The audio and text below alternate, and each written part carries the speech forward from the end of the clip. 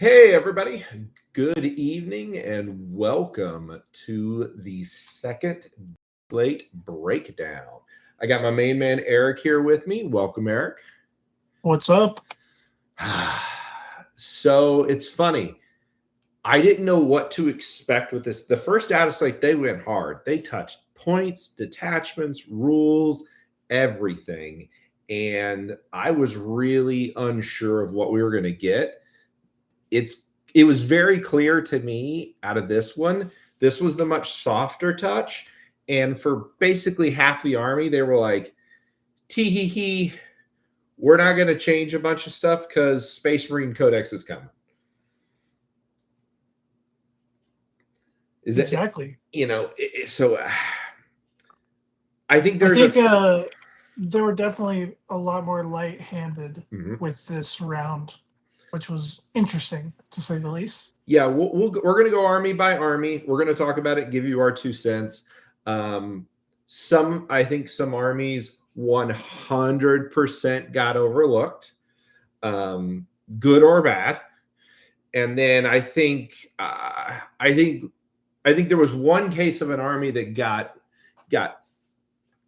being teamed up a little bit more than it should have, in my opinion. But all right. What do we got? Oh, we got a bunch of people in here this evening. We got a bunch of the normal crew. All right. Welcome, y'all. Right. So let's jump straight into it. Do we want to start at the top of the alphabet or the bottom? I'm feeling rather generous. So we'll start at the top with the Adeptus Sororitas. Drake, I don't know about you, but I've had, a little bit of experience, so I think I'll take these one. Okay. No, I'm just kidding. You take your ladies. So I'll be honest. I saw this. I got to work this morning and then I was like checking work emails and I saw the data slate came out and I knew it would be today or tomorrow. And I was like, all right, let's see what we got. I expected to see like 5, 5, 5, 5, 5. And I looked through and I saw this. And we have a 43% win rate. Where's the green? And I'm not going to lie. I honestly started freaking out a little bit. Then I came down here to the bottom and I had seen that people were saying like the unique tags were gone and we still had the unique tags. And I was like, okay. So then I came over, looked at the faction pack. That's when things started getting a little spicy. So for sisters, for those of you who don't know, the Celestian and Sidians, guess what? Crazy thing. They got the Celestian tag. Who would have thunk it? Who would have thunk it, right? So here's the big thing that happened. Champions of Faith now used to just affect Battle Sisters, Sacrosaints, and War Suits, okay? Now it also affects Insidians. Insidians are really good for 2 reasons. One, they're 120 points, and pretty much the entire unit has devastating wounds. So when you're talking about a good melee unit that has its own reroll hits rule built in, giving that unit now the ability to hit on 2s in either the 1-point detachment or the 2-point was very, very intriguing. Now, I will tell you, because I read through the rules like religiously, the one thing that they did not do, and I'll just show Sacred Champions as an example, they didn't change any of the stratagems. So the stratagems still just affect Sacrosaints. If the rules affected Celestian units, this would have been a giant power spike, and I would actually have said like Sisters could be a top competing army. It's a mild buff. Now the thing that people are talking about is going to be in the rules changes. Divine Intervention, they just fix the wording of this to oversimplify the problem here. If I had Emperor's Children is a perfect example. They have precision guns. If I had a character and a support character, what happened here was the support character would get shot out. If I tried to res it, then it wouldn't be able to res back in. And so the whole kind of concept behind this is that it was just basically fixing the rules, saying that you're targeting the support character model, so that if there was more than one model, like you could still cast the resurrection on that, because before it would say like the character unit, but that character was still alive. So rules as written, even though everybody still played it this way, if there was 2 characters in a unit, you could not resurrect the first one that died. They just changed the wording to you can. All that being said, none of us care about that. Here's what we care about. Our miracle dice just doubled. So they changed it back to the old rule. And before people freak out of like, oh my God, you're going to get all these miracle dice, the reason is because in the old way, if you had a character in a unit and they died, that was 2 miracle dice. Now, because they're 1 unit, it's only 1 miracle dice. What they did was, instead of it being start of the battle round, you now get a miracle dice on your turn and on your opponent's turn, which is the way the rule used to work. Now, I will say, and before I give you kind of my 2 cents on where sisters are at as we keep on rolling, there's a really weird interaction right now, because I'll tell you how I think it should be ruled. But technically, the Triumph of Catherine, technically her ability does not work anymore, because her ability states when you get one, the way hers is worded for getting one in a different phase than how they reworded it for us to get them. So technically you don't gain one when the Triumph would flip the 6. So technically she doesn't work. Now I'm going to just tell you, like, I listened to Art of War's video this morning. They caught the same thing as I did. No one's going to care. They're just going to say on your turn, that one flips to a 6, which is the way it worked for all of 10th edition. And that's the way it's going to work. But that's definitely something that's going to have to get FAQ'd, because like rules as written, the Triumph technically is like her ability. The reason that she's 100 points more than she used to be just doesn't straight up work. So that being said, I think sisters will be a little better than they were. I think they will go from being like a, if you got 25 armies, being like a bottom 5 to 7 army, to I think they will be like dead middle of the pack is where I kind of think they'll be. Because realistically, what we were seeing was the average sisters player was doing very, very bad. The good sisters players were going like 4-2, and then basically just our canoness, Mr. Ketchum, was out there winning GTs, and he was literally the only guy doing it, and he just also happens to be a neurosurgeon, so maybe he's just a little bit the tism is going the right way for him. I think they're better, but I really expected to see more. I don't know what your thoughts are from the outside, Eric. So I think I have our first hot take of the live stream. Oh, first army too.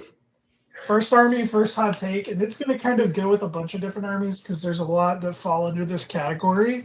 But I really, really like how I want to say passive or like very reserved that GW has gone with this, right? Because everybody knows about Slaanesh Demons. Everybody knows how good Slaanesh Demons were.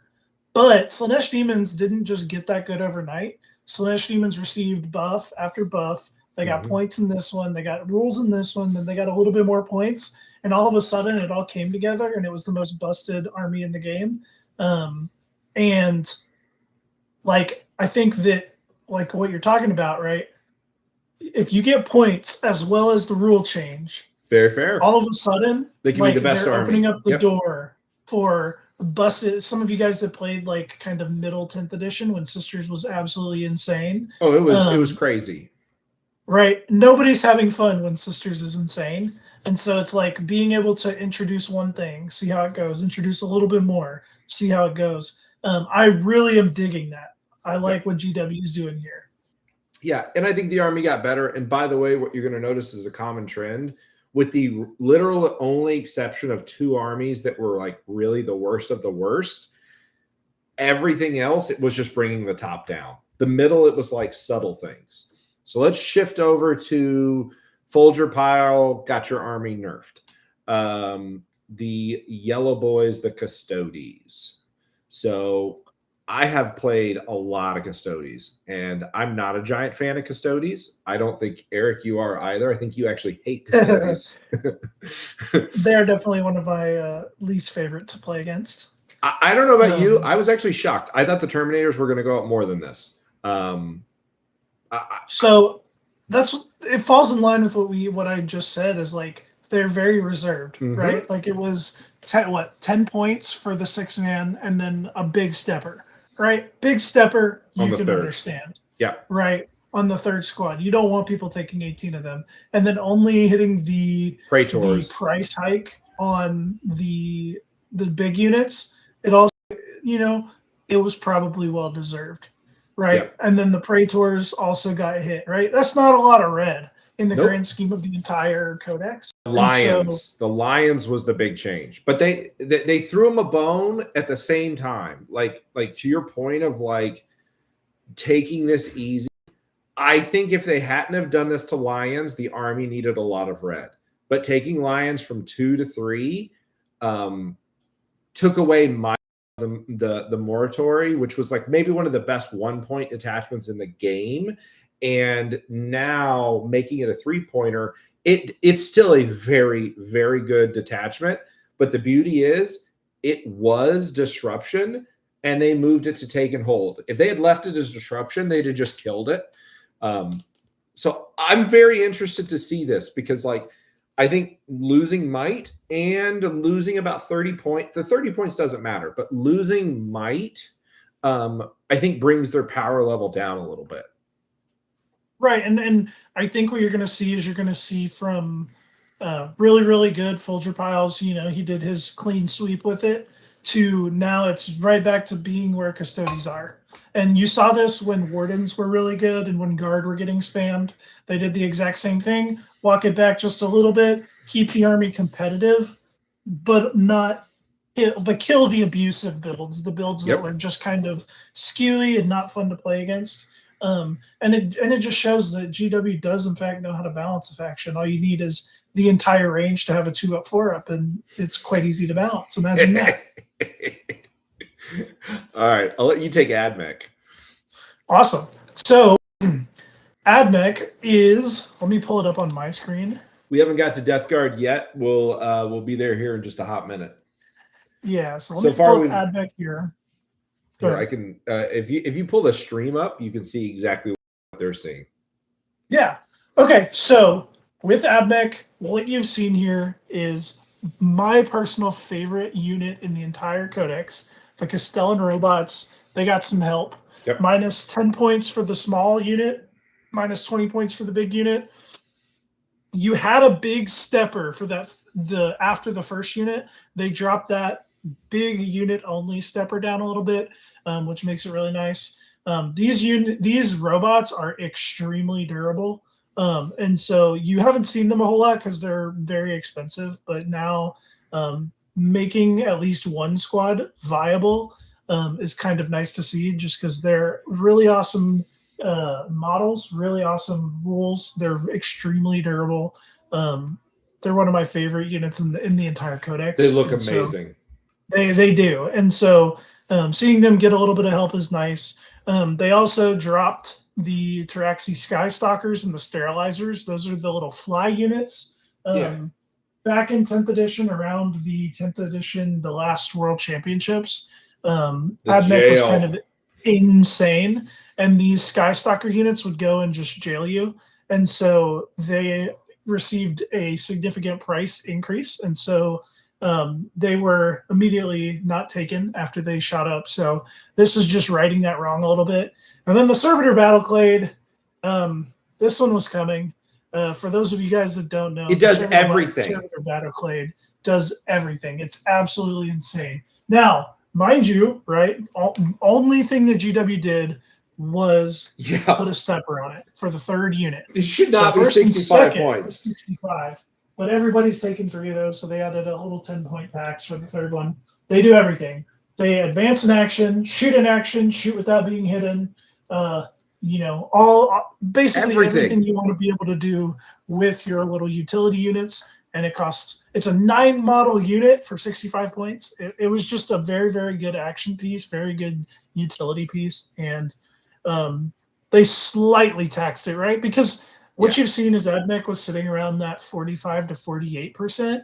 And so it wasn't necessarily a couple of things that needed to get touched up a little bit. And so that's what you saw there. And then Tech Priest Dominus went down 5 points. Yeah. Not really, doesn't really matter. Yeah, it's just one of those things they kind of threw in there. Had the Datasmith. So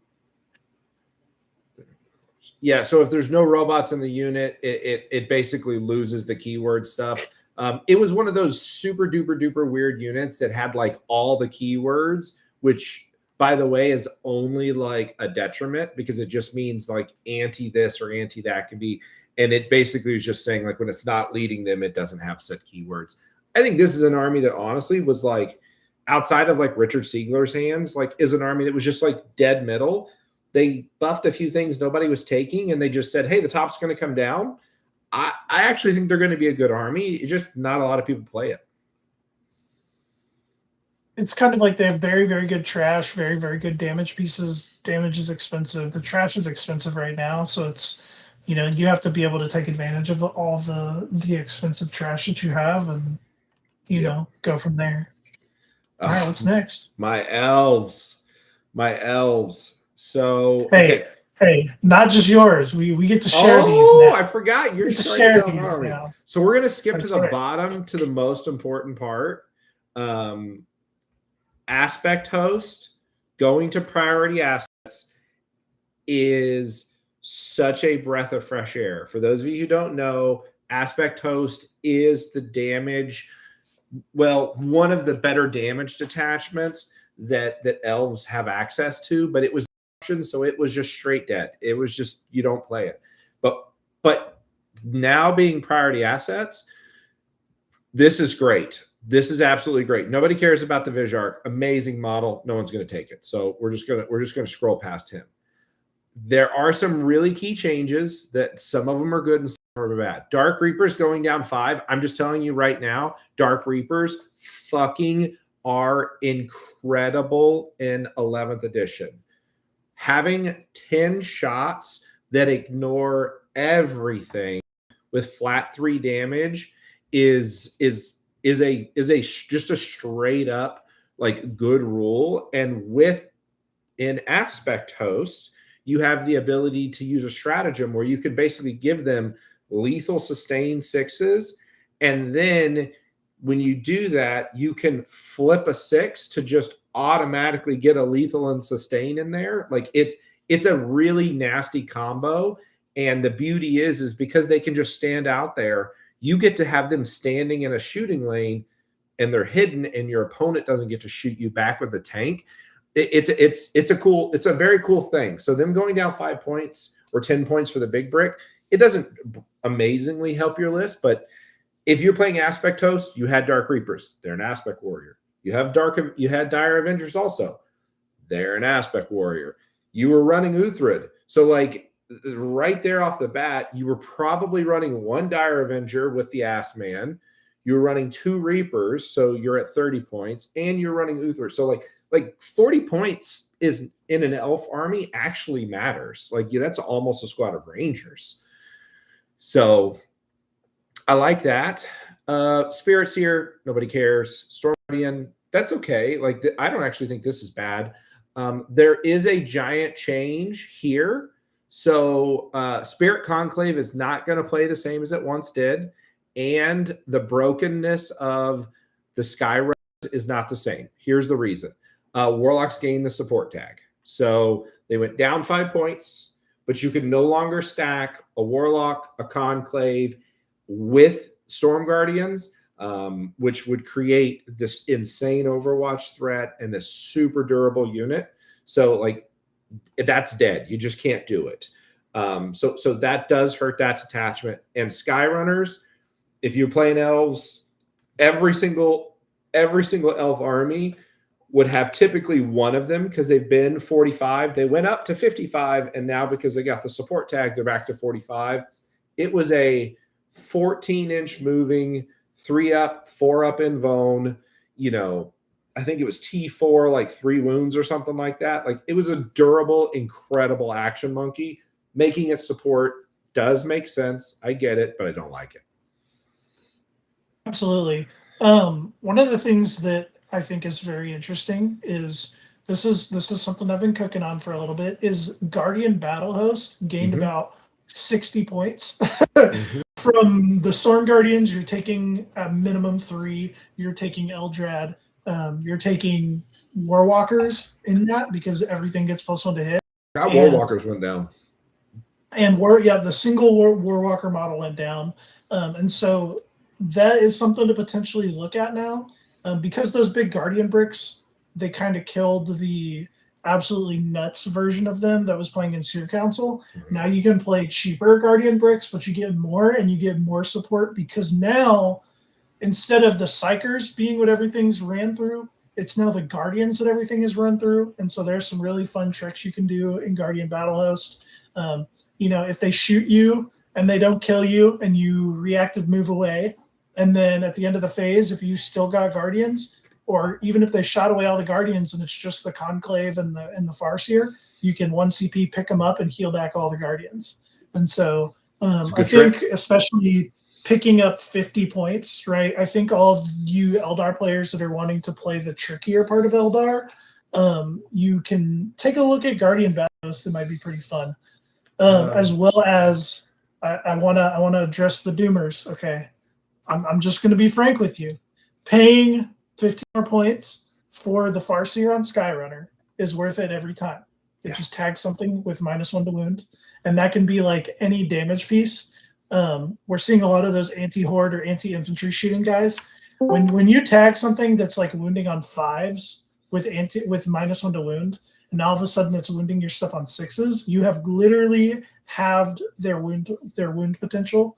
And so I think being able to take advantage of that a little bit more than makes up for the 15-point tax that you are paying for it. So if you still want your cheap little action monkeys, now you get cheap little action monkeys that can tag for a debuff, which I think is pretty cool. Yep. I think all in all, this is an example like maybe they could have gone harder, but I think they gave them a solid buff. They changed the disposition on probably one of the most beloved ways to play the army.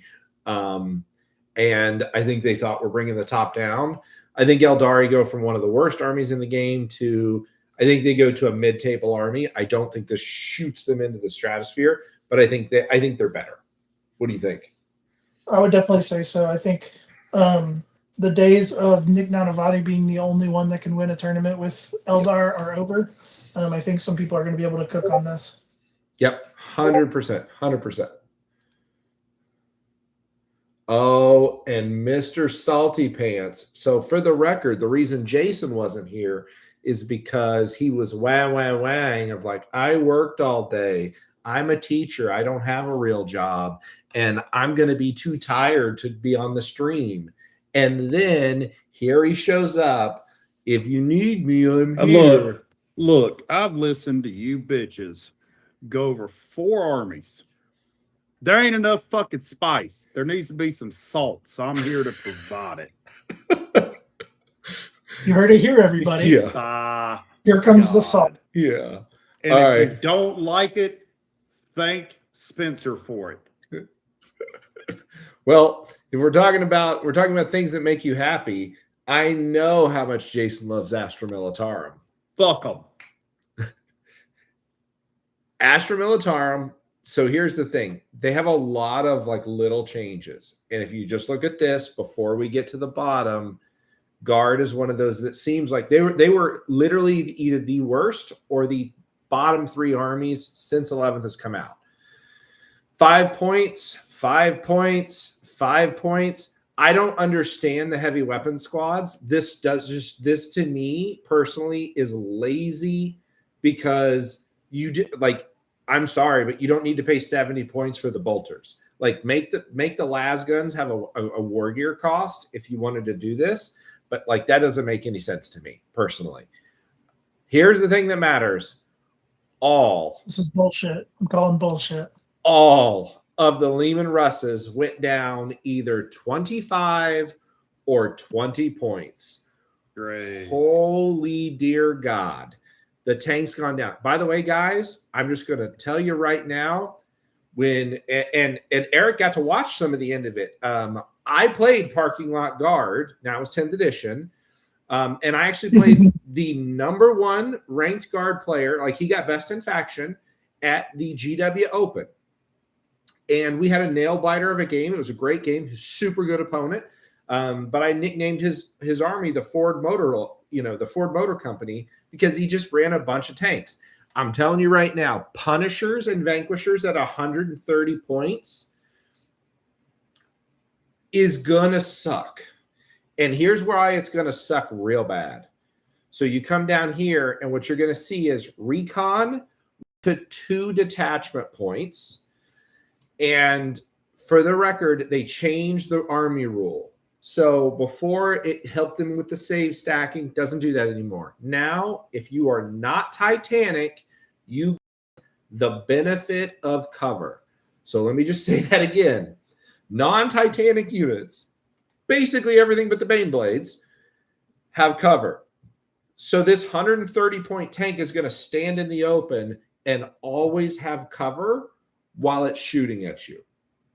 I'm telling you right now, you're going to see guard rush 2 tanks with 3 heavy flamers, because they won't pay for the extra war gear, straight into the middle, hold the middle point, and go, cool, come on out.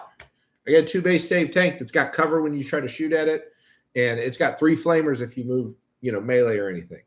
Okay. I want to put this into perspective for everybody that's listening. Understand how absolutely absurd this bullshit is. Everybody out here is talking about, all I've seen is War Dog spam is back. You can take 14 War Dogs. Hell Brother, yeah. you can take 14 Lehman Russ battle tanks. Yeah. And they're 2 toughness tougher, and they have a better save, and they have the same amount of wounds, and one of them has freaking -1 damage. Yeah. Yeah. Okay, can I just ask a serious question here, as the probably person with the less amount of Warhammer lore here, but know enough to be dangerous? Let's hear it. Does Astra Militarum have any psychers? Yes. Do they have anybody with magical skills? I mean, kind of. Because how the Psyker. fuck, with a hard F, are you hiding a damn tank with cover in wide open It's got like the little spaces? smoke poppers that, I don't know. I mean, here's the thing. Like I can sympathize that for 2 months, Guard has honestly not been a great army since, for several months, but for the last 2 months, they've been absolutely terrible. I will say, though, that like to your point earlier, like nobody has fun when sisters are just running wild, throwing 6s all over the place. Completely agree with that statement. I will also tell you, one of my best friends plays Guard. I have played more Guard matches than 90% of Warhammer players, okay? There is nothing fun about fighting 10 battle tanks, because I'm just straight up telling you, all Guard players have about a 6th grade education, and they are going to have a field day driving their tanks out there like Bob the Builder and just fucking throwing dice down. So can I be honest with you? It's brainless play. I'm not going to say it's brainless play, but it's 8th grade level play. But 10 tanks with a 2-base save is not going to be fun for anybody, especially when they all have cover. And to Eric's point, 3 of them are going to have -1 damage, and 3 of them, I'm just telling you, 3 of them are going to stand in the front with 3 heavy flamers. And what they're going to do is they're going to march a line of troops out, those 3 tanks with heavy flamers into the middle, and then they're going to have 6 or so tanks in the back with big guns, and they're going to be like, come forward. When you hit my chaff, I don't care what you do to them. Then I'm going to hit you with somewhere around like 6 to 9 heavy flamers, kill whatever melee you sent in, and then give you the finger. So guard are going to be good. Drake. I think you're severely underestimating the issue here, because you said 10. You said 10 Lehman Russes. That's a lot of Lehman Russes, right? It is. I'm not. It's a lot. What do you do with the other 700 points in your list? Yeah. 10 Lehman Russes is 1,300 points, Drake. Yeah. You're throwing a bunch of sentinels. I legit think what's going to happen is, because it's recon, I think what we're going to see is they're going to put 60 to 80 infantry that they're just going to spam rush forward. They're going to have 20 to 30 infantry screening their backfield, and then it's going to be 8 to 10 tanks that are just surrounded by a wall of just like meat, and it's going to be very difficult to remove. Very difficult to remove. And you know what I think is the funniest part is, you're like, okay, Drake, well, you know, if you're taking 13 tanks, right, as one normal person would, what are you going to do with all these orders, right? You take combined arms, and you just have lethal sustained on all your heavy bolters. So all you got to do is roll 6s. Yep, and don't they care. Explode. Just don't fucking care. And yeah, so you know, we were having this discussion in the Grimdark Discord, link down below. Join if you're not in there already. With our boy Judgment, right? We were talking about some stat checklists. This is the one right here. Yeah, I'm pretty sure. Hold on. Where is it? Yeah. So you throw like realistically, by the way, 3 of them are going to be flamers, so you don't give a shit about giving them orders. And then 3 of them are going to fundamentally be just a bunch of guns. To his point, you're just fishing for 6s. And so you don't really care. And then you can still have, instead of having 13 tanks, you just take 10 tanks and you have 3 commanders, which can give 2 of them orders. And if you have 3 of them, that means you can give 6 of your 8 tanks out there orders, and 3 of them are flamers, so they don't even need orders. I'm just telling you, boys, Guard is going to go from an army that like is one of those at the bottom. Now we're here. Yeah. And keep in mind, like, there is a real element when these things change like this, where you could go, oh, well, not everybody owns it. So like I'll pick on Dark Angels. Spoiler alert, we're getting there in a minute. Like when bikes are really good or speeders are really good, not everybody owns that. So you're not going to see it all the time. Every single one of these glue eating sons of bitches own 40 tanks. Okay. Yep. They all own this. Yep. They all own this. And they're sitting there petting them like they're their precious. They're precious. Waiting for the chance that they get to bring them all out. So they creamed. Yeah. Oh, they're last point. If Chris is asking for a game in the Discord, just know this is what it's going to be. Prepare yourself. You're going to get 80 to 100 troops charging straight at you, and then 10 tanks behind it, and he's just going to be speaking German as they are just railing you. Hey, or you could just do like I do when Chris asks if I want to play. You come up with an excuse. Hey, speaking of mediocre ass armies, Black Templars. You want to take this one? It's pretty easy. Yeah, sure. Yay. Yep. Woohoo. Look at that. Sword Brethren down. Cool. Next. Yeah. So you're going to see a trend here. They clearly did not touch most of the Space Marine armies because we're getting the book. Here's where my actual problem with this is. They said we're not getting the book until October. So that means we're going to have this data slate and the September data slate before we get the Space Marine Codex. Black Templars were holding hands with Guard at the absolute bottom. You're right. Let's scroll down. They all got the Land Raider. Okay, here's the deal. 10 points for 1, nobody cares. It's fine. If you were running 2, you took 20 points, you're fine. But Black Templar needed love. Like, this is an army that I do believe they missed on. They are a bad army, and they needed love. They needed either rule support or they needed more points.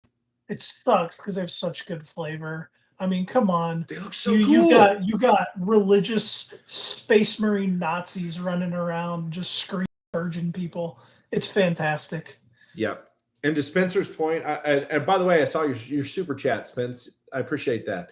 Yeah, the sucky part is that if they didn't touch them now, they're sure as shit not going to touch them in September. So you pretty much just got to expect your points are going to be kind of what they're going to be. We're going to do this again. Blood Angels. Whoa. They weren't in a great spot. Nobody's really taken Sanguinary Guard, or maybe they're taking one or two, but like the average Blood Angel list probably changed like 20 points. Like, you could look through here and go, okay, Land Raider Redeemer and the Librarian and Terminator armor, which they weren't taking, changed. Man, they didn't get any big detachment changes. They didn't get any rules changes. This is another one where, like, they didn't need Black Templar love, but they needed some love, man. Like, this is like a congrats, your scouts turned into a JPS squad. Yep. Like, that's literally not all this moving is. the needle. Nope. Not going to move the needle at all. Now, speaking of one that they did find, they did not like the demons. Told you that shit was gonna happen. I got a steaming hot take for you, Drake, on this one. So I'm gonna let y'all talk through it, and then I'm gonna give the take. So absolutely cooking. So I don't know if TJ's watching, if you're in the chat, but I fucking told you after our game, I was like, brother, I played a lot of Warhammer. That I felt like you had like fucking 500 more points than me, and that shit was crazy. So Beast of Nurgle, I think totally makes sense. Okay, fine, whatever. Blood Crushers, I thought Blood Legion was almost as good. So I think what they've just done here is they've said you're only taking 2 or you're completely changing your army. I think 10 points on the first 2 units, not a big deal. They definitely wanted to make sure you're not taking that third. The Demonettes, I'm just telling you, I didn't know what Demonettes were. I was not familiar with their game, as one would say. Now.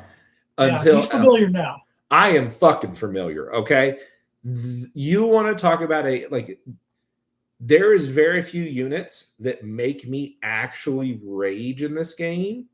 The Demonettes, Chariot, baby back bullshit made me want to rage punch myself when it was, oh, okay, we're going to transfer wounds here. We're going to do this here. It was like, you're going to do what? Which, by the way, Orcs got that shit. Oh, that's going to be fun. But anyway, Demonettes, fuck Demonettes as a unit. Fiends, was not familiar with their game. They suck. So, like, I personally think that everything that they did here to both the blood, because this is all blood and sex. I think it was absolutely warranted. Here's the thing. This is going to hurt some demon players' feelings. I actually think they're both still fully viable armies. They're just not auto-win anymore, but they are still good armies. What's your hot take? My hot take is this did absolutely nothing for Simmons. It just took them from I am number 1 to I am AS tier. Yeah. Because if you look at the actual points, right, actual list construction, the only thing that they lost Hello Beast of Nurgle.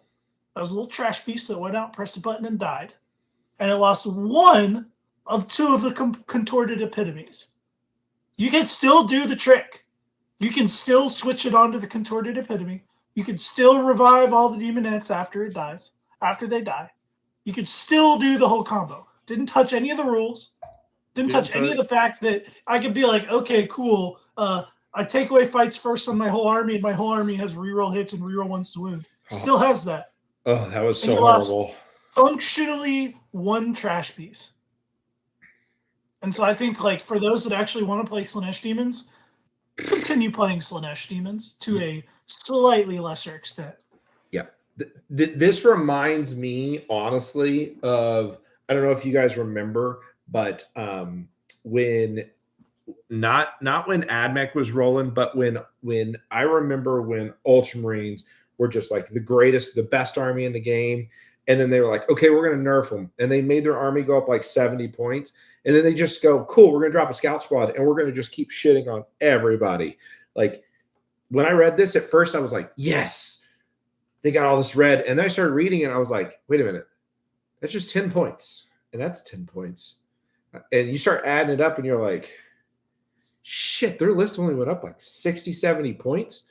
Like, I felt like these fuckers had like 400 too much. I think they're going to be very good. I still think they're going to be very good. I think they're going to be very good.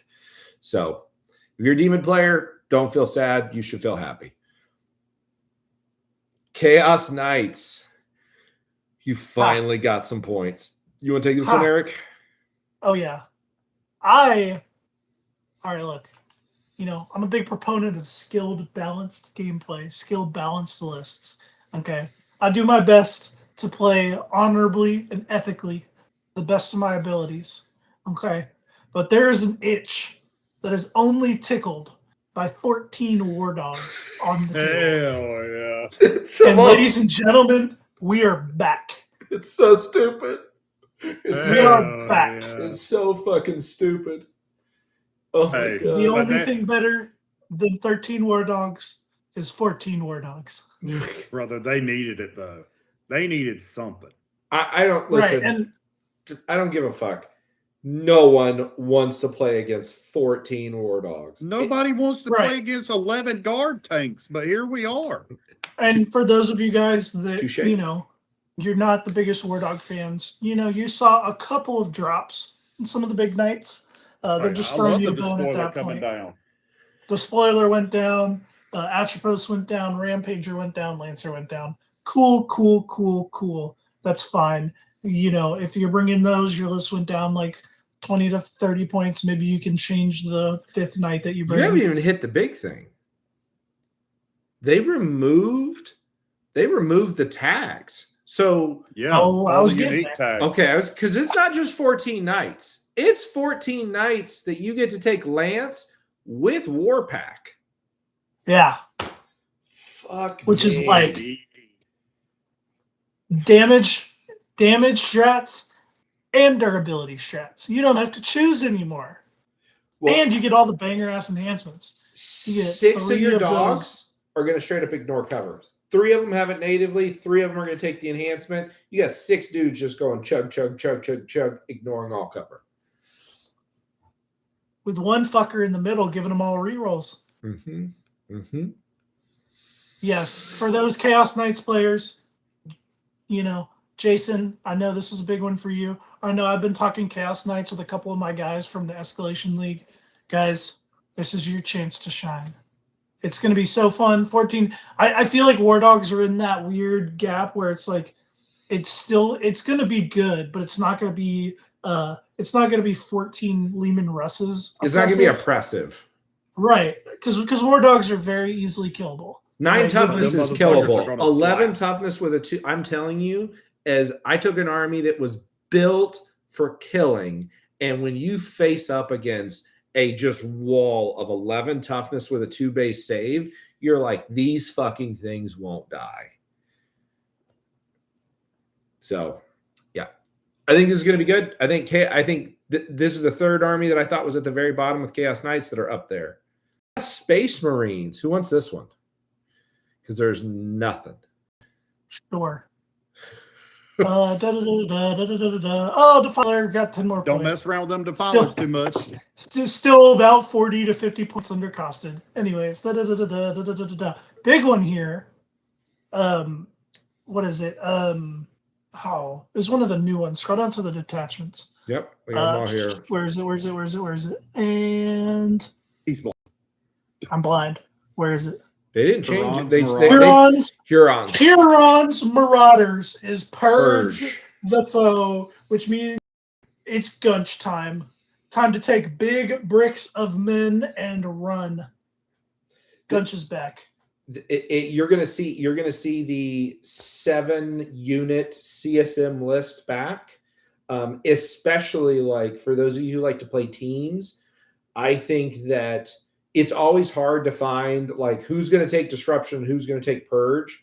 Everybody wants to take the others, but man, anytime you have an option that has an army that goes, oh no, I can actually play purge, it immediately goes okay, and people swarm to it.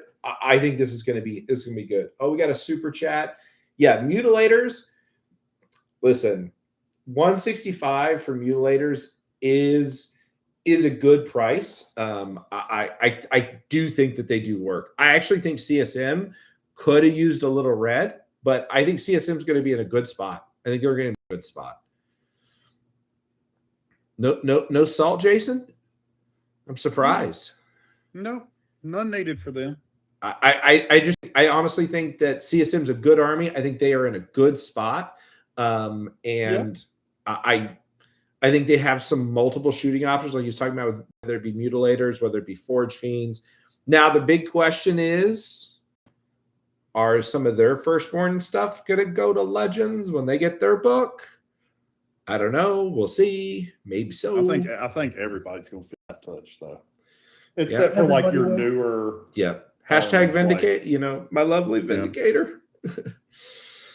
All right. Vindicator. We can skip the Titan Legion. All right. I'm going to come out and say it, boys. We should have been touched. Dark Angels should have been touched. How the fuck y'all didn't is beyond me. So, and you know what? I'm so thankful for it, because I got a teams tournament coming up, and I was the one that was going to be playing Disruption. And because this shit didn't die, I don't have to play Disruption anymore. Yep. So thank you, GW. Here's the thing. I was convinced that we were going to get one of two nerfs. I made a fucking video about it. I was convinced we were going to get one of two nerfs. Either the first nerf we were going to get was Company of Hunters was going to go to 3 detachment points, because it is just too good as it is. Like it is our best. It is our best detachment. I actually think it's one of the best Space Marine detachments, and it's only 2 points, right?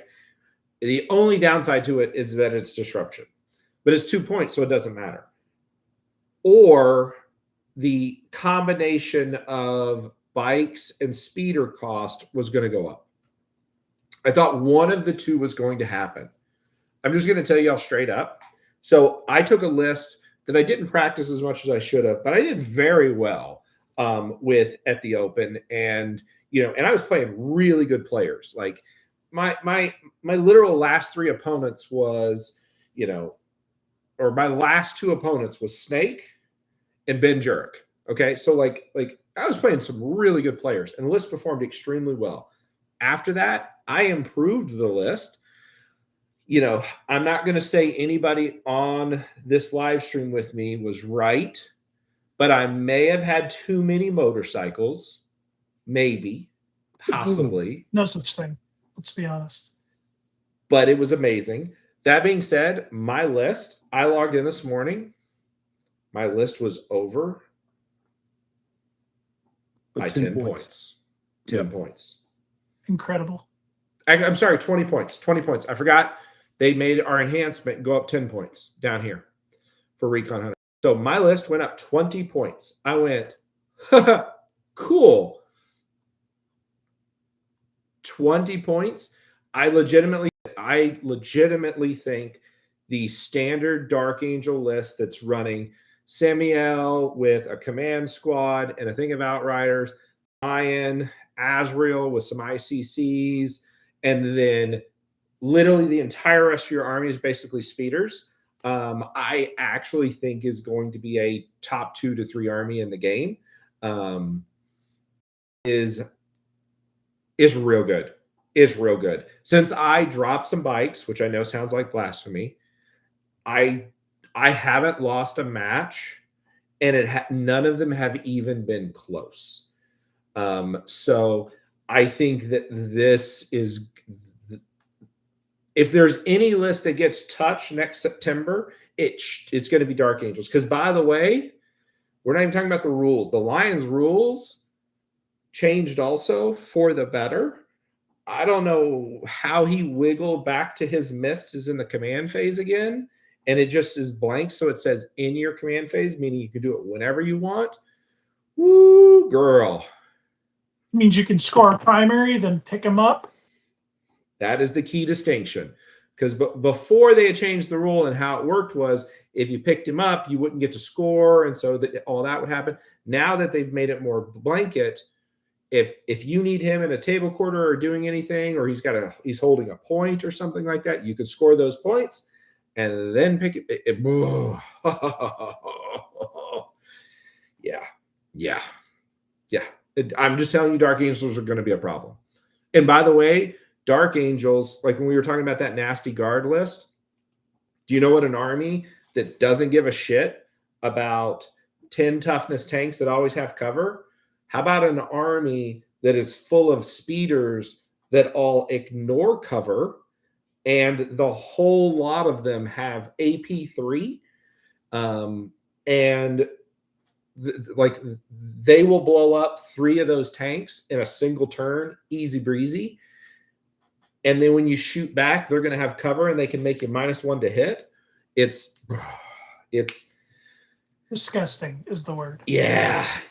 Like I legitimately, I didn't do it last week, and I'm not doing it. I have a member stream game tomorrow. I'm not playing it because I played it the last 2 times I played it. It's not fun. So unless someone specifically is like, hey, I'm practicing for an event, I want you to play that list, I don't play it because it's not a fun list to play against, because it's units that move 14 inches that fly and have advance and do everything.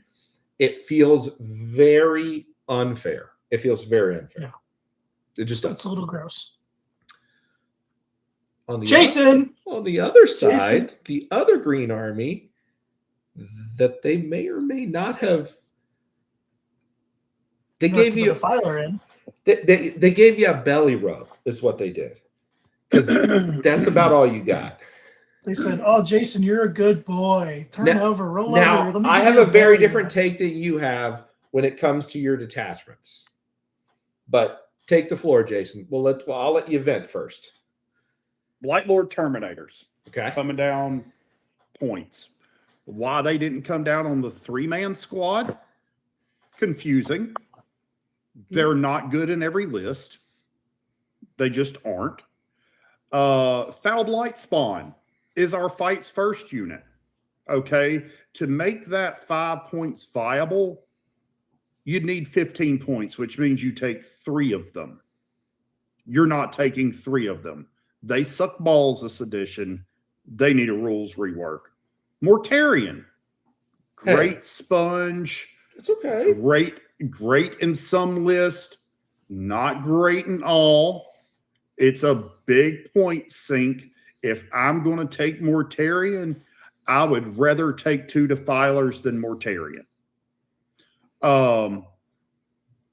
Malefic Blight Haulers coming down 5 points for 1. I do like it. It has more output than some of our characters. They're a tough unit. They can stank shock something.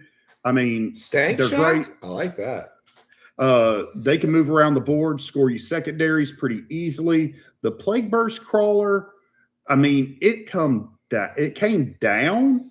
I don't see where you take more than 1. Again, it's a situation. I take 2 of those, or I take a Defiler. The Noxious bright. God, I hate our word sometimes. Blightbringer.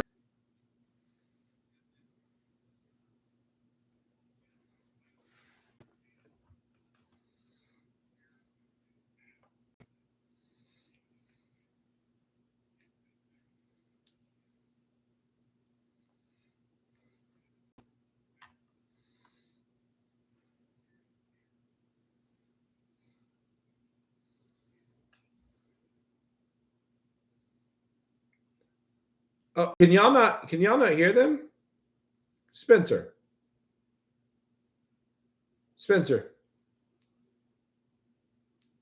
Hold up. Why did there? No. Can you hear me? Nope. Can you hear them now?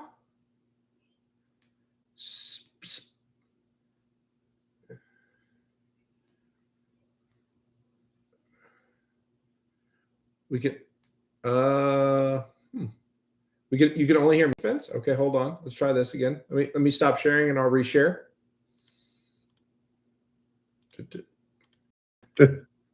It's elevator music. Difficulty. Get the technical difficulty. Yeah, listen, hey, it's part of the Core for Games Workshop. Anything Games Workshop related, you have to have trouble when you're streaming. Yep, you sure do. They're back now. Okay, listen, you don't want to hear Jason anyway. Oh no, he's here. He's here for the Salt Bay. That's what he's here for. But Mortarian's Hammer. Nobody's playing that dog water ass attachment anyways. None of this fixes Death Guard. None of it does. Whoever said that these points were what we needed either hit the pub way too fucking hard the night before or went and got some of that gentleman's marijuana from the movie and smoked about a pound of it. I'm going to piss you off. Okay. If you say this is a fucking good... Nope. I'm going to piss you off. Let me say it, and then you can rage at me. Okay? Okay. Go ahead. I'm ready. The fact that what he was talking about was the one blight hauler, nobody's taking more than two, and then he didn't say anything else about units. And then he started talking about, he was talking about, you heard everything after that, y'all, right? Oh, blight haulers. The blight hauler part, they're coming down. They're a great unit at 95 points. The Bright Bringer, I mean, he's great, but you're not taking more than one of them. You're only having one of them. Yeah, it's a character.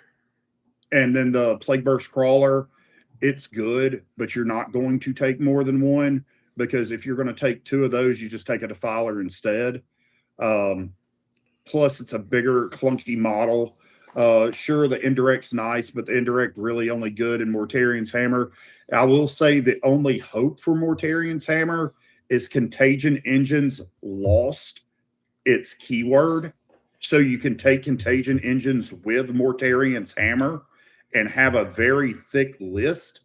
That's what I was about to say. I think they gave Death Guard, they should have given you more points, but they gave you some points.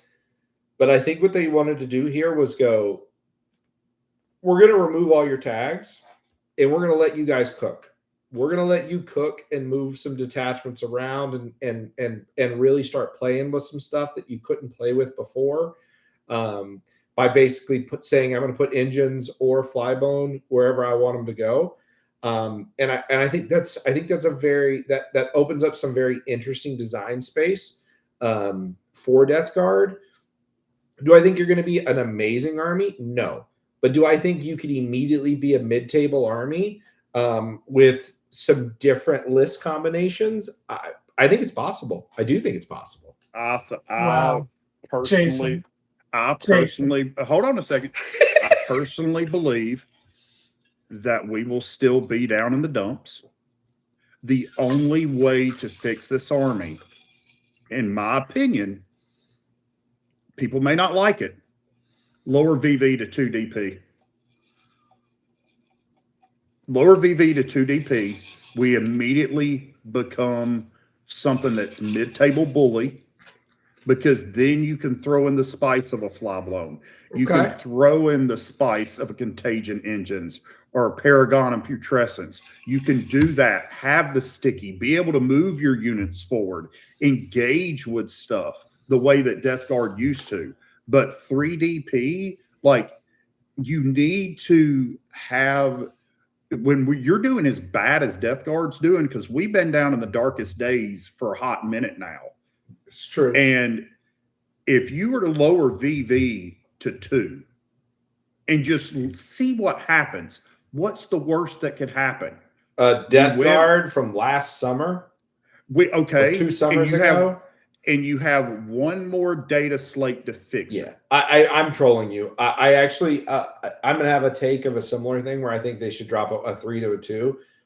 I just think this opens up some design space. I don't think it makes you amazing. If they really wanted to open up the design space, I think dropping a VV down to 2 would do it because they're just such a weak army right now. And, you know, they did it for guard. What they did for guard. Like, if you look at every other thing that we've talked about in the darkest days, everybody got something to help them be better. We got tag drops. Not Black Templars. Well, Black Templar, you know, as long as you're under that umbrella of Space Marines, it's always going to be the Blueberries, some others, and everybody else. They haven't hated Black Templar pretty much since the start of the edition. They have. But, I mean, it is what it is. But, I mean, just don't think they're as bad as y'all think. I mean, they barely touch people at the top. Well, some they barely touched. Then they come to the middle and they give some help and hurt. And then they come to Death Guard and they're like, it's like they don't know how to balance us. What do you think, Eric? I think that me personally, if this was my faction that Drake just spoke about like that, I would not take that level of disrespect. He said, Jason, he told you were an in-the-box thinker. He said, you need to cook on this a little bit. You need to find you a detachment combo that works. That's crazy work. Yeah, I do have a detachment combo that works. It's called faction abandonment. Moving on. Hey, Chaos Knight's looking pretty spicy. Yeah, I'm looking at seriousness. I'm looking at my 3 Chaos Knights I have painted over there. I'm about 11 show. All right, in all seriousness, I think the Death Guard. Just to wrap that up, right? I think Death Guard is their big thing is durability, and unfortunately, 11th edition is killier than ever. And, they're lacking. Wait until we jump up to T7 for our Plague Marines, and we jump up to T9 for our Terminators. Elves anti-infantry 3+. That's all I gotta say. Moving on to Death Watch. And all they did was say the unit that we're about to sunset's going up in points, and really nothing else. Moment of silence in the chat for dude. I love my Devastators, dude. I have some that I I watched the Eons of Battle video, and I made them Primaris. Like, I worked so hard to kit bash them, and they're some of the best models I've ever painted. They look so dope, and I use them all the time in my Dark Angels army. When I saw them on the list, I was like, pour one out for the homies. Like, that was the one that hit. Time out. They went up on one of their units that's being put in lists. Yep. It's proof and concept that somebody was drunk at the wheel. No, they're just hateful ass Brits. There's hateful ass Brits kicking them while they're down. Shit. Like, everybody that's used sent devs. Yeah, they're drinking that warm-ass beer. God. Like, I feel like we need a Viking send-off for them when they go to Legends. For burn real. them on the top of the hill. Golly, such good. All the Death Watch not doing bad. As soon as they got their disposition changed to Purge, they started doing okay, and they got no change. Drukhari, here's my take, one of my hot takes.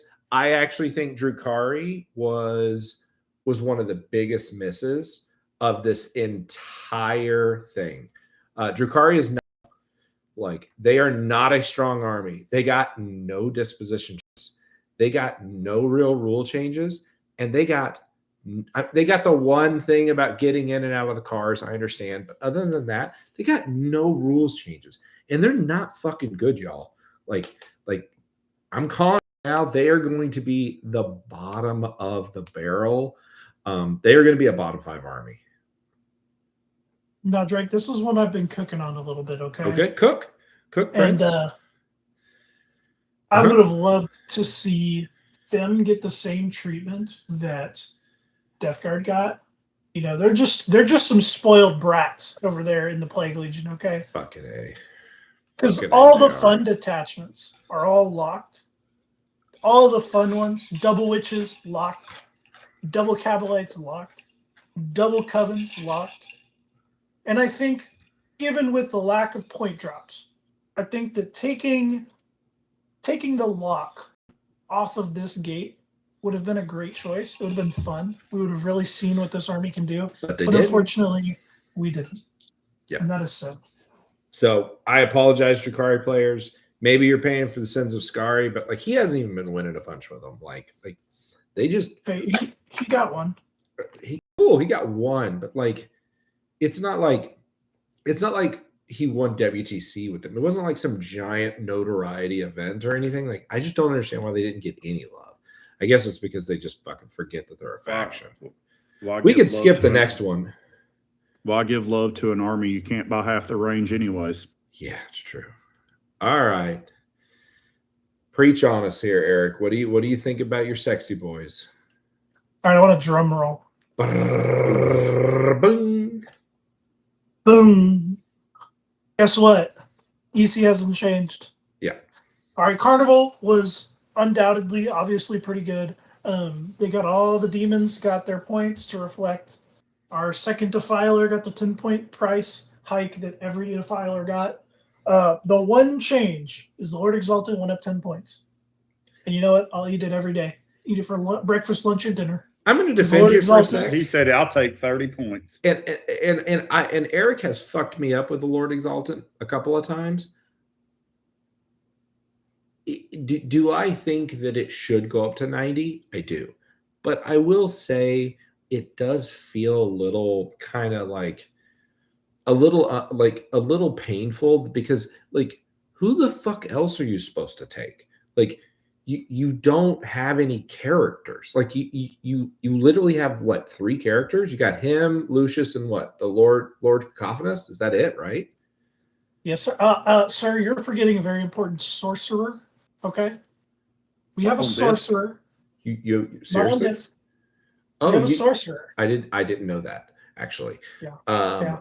So okay, cool. So you still only have 3 characters, and like you're like, okay, I'm gonna take the good one, the one that's only 80 points and like does really well. Like he's the only dude that's worth a shit to lead my other units. So it kind of feels like I agree with you. 10 points is like, we'll take it. By the way, I think most armies would pay 100 points for his data sheet. Absolutely.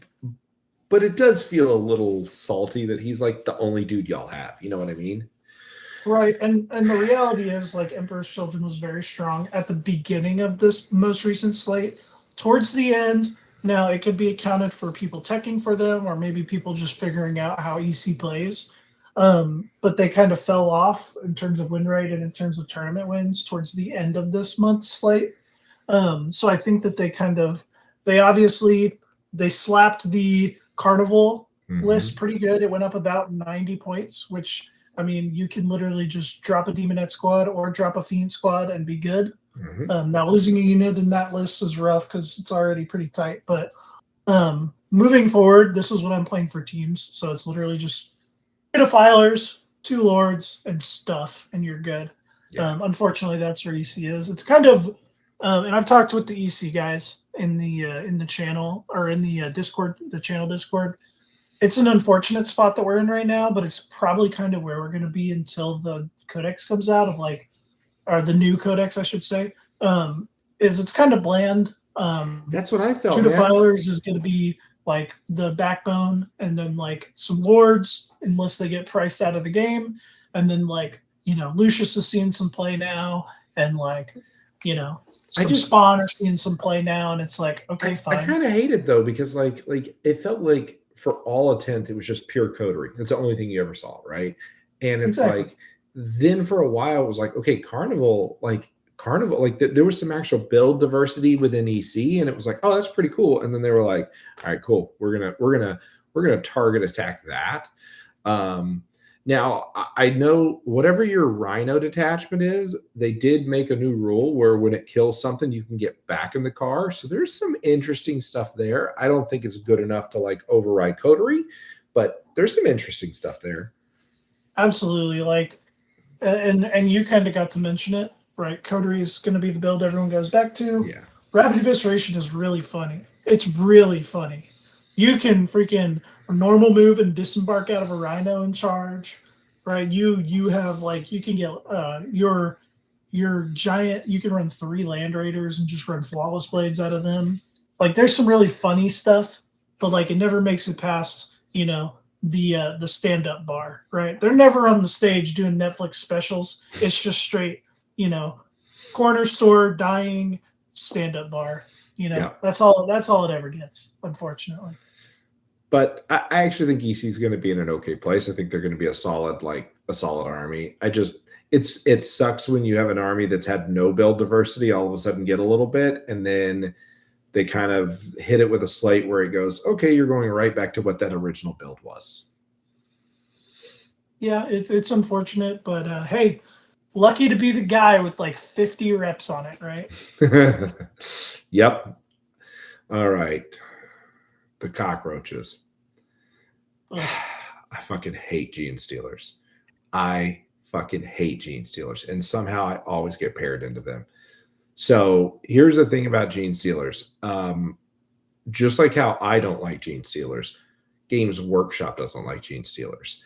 But I think Games Workshop fears Gene Stealers because if you've been playing this game long enough, you've experienced a meta where Gene Stealers are painful, and that's maybe the single least fun you can have is when Gene Stealers players, it rivals elves because they have all these shenanigans, and then these stupid little idiots somehow kill everything. It all of a sudden you're like, what has just happened to me? I think that they were a mid-table army once they got the rules FAQ.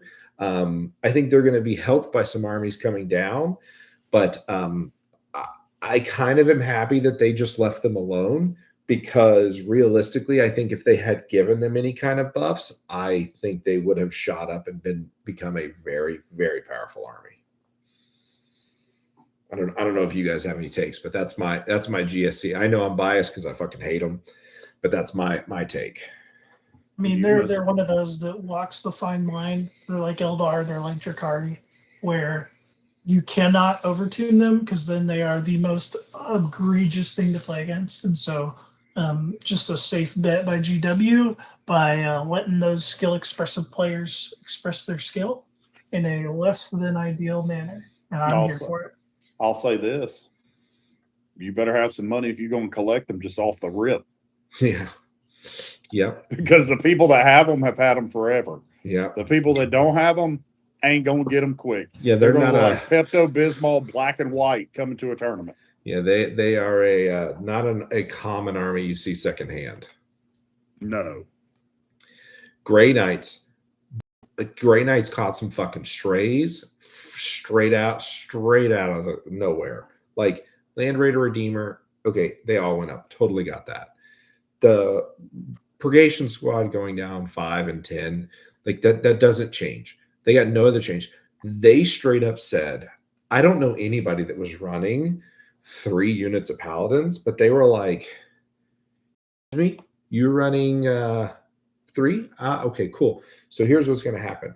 I'm going to tax you 10 points on the first 2, and the third one's going to go up 30. That third unit is 500 points. What the fuck are we talking about? 1/4 of your army, by the way. A Paladin squad, your third Paladin squad is 500 points, by the way, but 4 Psy cannons? What the fuck are we talking about? That is 520 with the Psy cannons. Yeah, so by the way, your first 2 units are each 480 points. Like, that is just banana lands. Like, to me, what this was is they went, hold on a minute. People are running 30 Terminators. What if the Grey Knight players actually see this and start running 30 Paladins? The difference is that if it's 1,500 points of their army, I don't give a shit. You can have 30 of them. Like that is wild. It's exactly like the Thousand Suns Terminators, right? Those Terminator bricks are 500 plus points per, and you saw those 30 Terminator builds dropped drastically once they got them up there. So I can kind of see where they're going with this. I call it the curse of playing on twitch.tv GW streams tournaments. Like, it just, I don't know, man. I just don't see it. It's just like, I understand how tough they are and how powerful they are. I'm not disagreeing with that.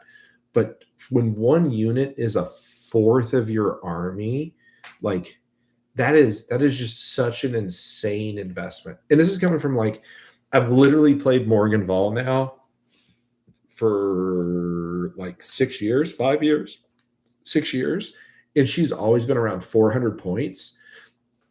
And I've been like, oh my gosh. But it's a unit that like, You're going to get your points value the out of it. second your opponent sees it, they either fear it and her aura helps the game shift, or when she decides to come out onto the board, like everybody that's ever played Sisters has a horror story about Morgan Vol. And it's like, okay, I get that, but like just a single Terminator brick, that's just really hard. Like you need to be like a Primarch level crazy thing to get to that point. I just think it's just I think they need a data sheet change because it's just too expensive. It's just too expensive in my opinion.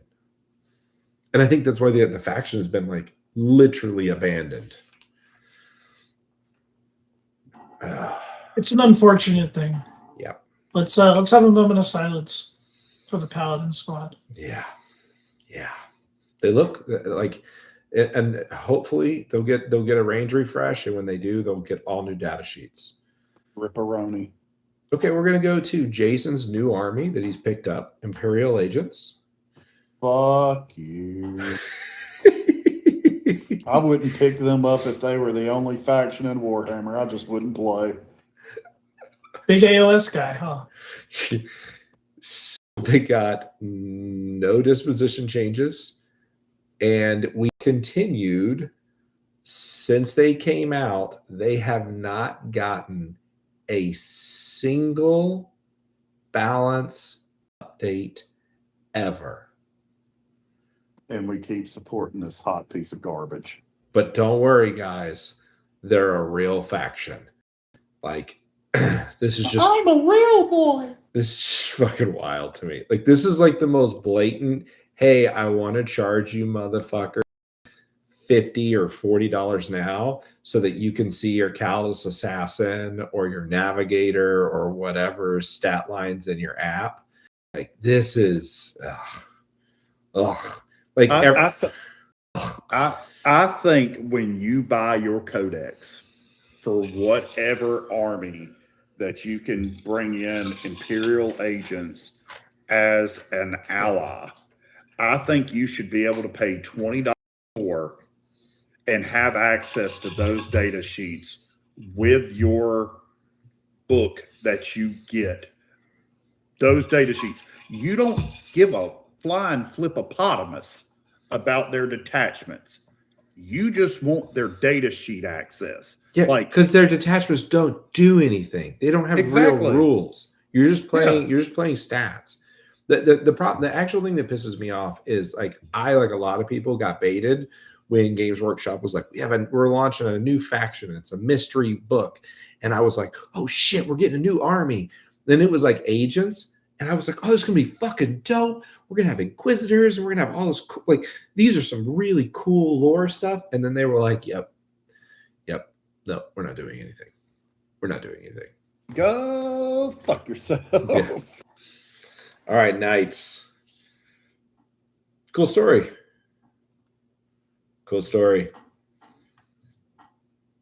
They literally got no changes. That's a lot of work. I think that I do think that Knights was a faction. I'm curious what you guys think. I think they were a faction that was in a fine place. They were a middle of the pack army. I think they did not want to, with other stuff coming down, I think they were nervous about buffing them and Knights just running wild. Yeah, and I think that they're in a fine enough place.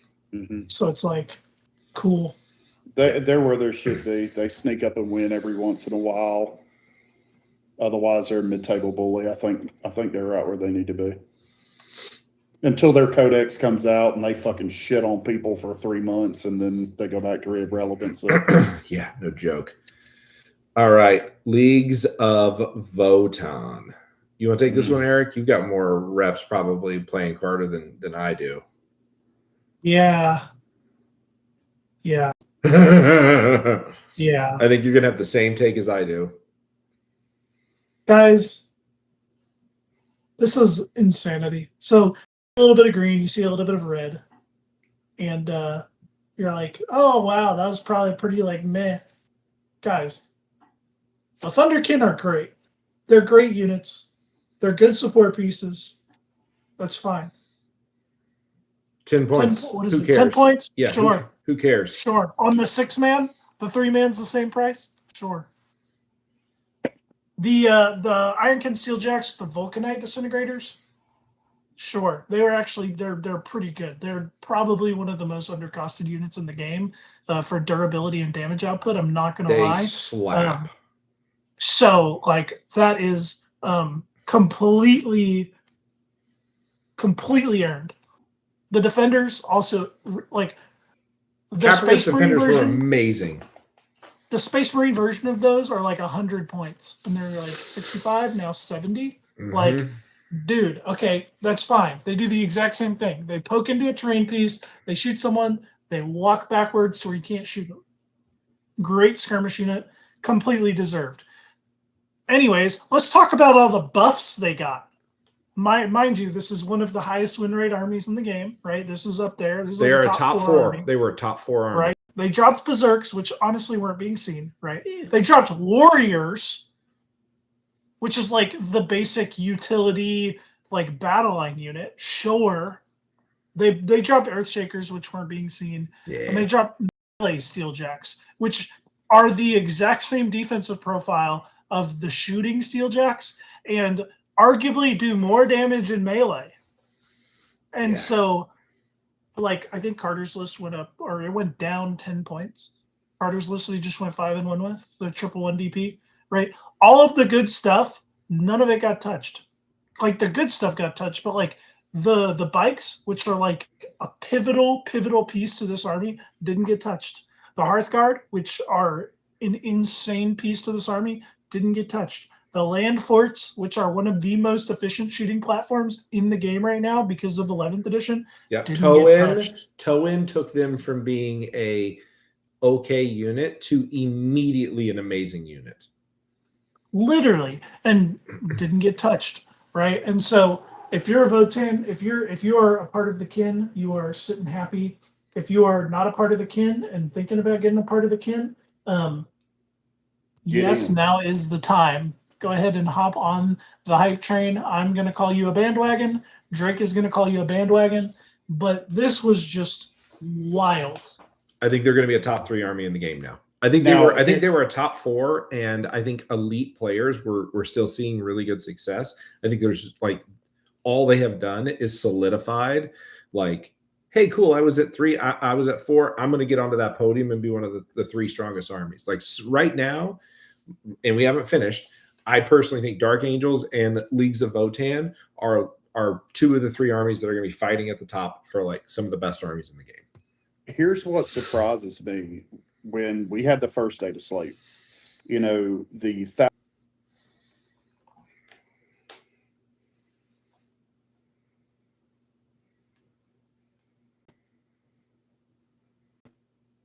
No. Oh, did it go to full screen? Oh, see, it doesn't show it. It doesn't show it to me when we go to full screen. I don't know why. I can fix that. I'm trying to bring them back. It doesn't tell me when it doesn't go full screen. Drake, we understand. We got the bit. Yeah, we got the bit. You're trying to be GW. We get it. Listen, I just got to stay on brand. I got to stay on brand. Look. Asmodai said it best. We're uppy downy. That's all we're doing. Yeah. But call me Space Marine Scout the way I'm leaving and coming back. Or well, call me the Hernkin Pioneer the way I leave the board and come back. Yep. But you know, I said it when the robots for Thousand Suns got nerfed, was that, you know, the Steeljacks with the disintegrators were just as scary. And I was shocked that then they didn't get it. But now they did. Yeah, but I think dwarves are eating happy. I think they are eating really happy. They got to get their booster seat. They're at the big boy table now. They are at the big boy They're table. at the big table. They are 100% at the big boy table. There is no question about that. All right, Necrons.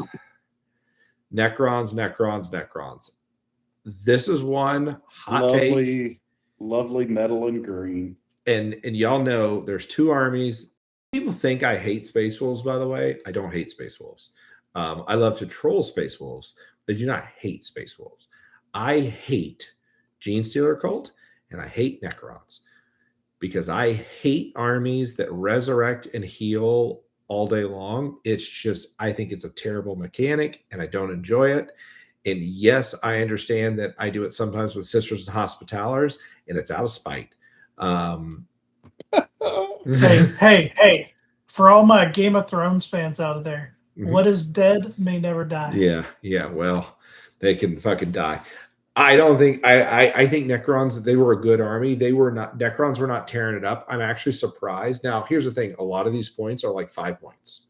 So I'm actually surprised that they didn't just get left alone. And I know coming from a Necron hater, that sounds weird, but like, I'm actually surprised by all of these little 5-point dings. Like, they don't really matter that much, but it did shock me. They didn't get really any giant detachment changes. I don't know if they got any changes. I'm going to look because I didn't read theirs. I think all they did was fix the interaction with the Night Scythe, where you put the dudes inside the Night Scythe. So there's an enhancement that gives a Cryptek, which is an infantry guy, the ability to join the. They changed the monolith gate. Yeah. Oh, did they? Yeah, they nerfed it a little bit. So when you bring stuff in, it has to come in within 6 instead of 8. That's not a huge deal. That's not a huge deal. And then they changed. That's really it. This is just a wording change. That's just a clarification change. Yeah, the Night Scythe he's saying was the last Dataslate. It wasn't this one. Oh, yeah. So it looks even like better. Looks like it was just a monolith thing. And then this. I think Necrons are still going to be fine, by the way. I think they're going to be a solid, like, middle of the pack army where if you're really good, you're going to do you can punch up. I don't know what you guys think, but I was just actually surprised they took any nerfs. I actually thought this was an army they'd leave alone.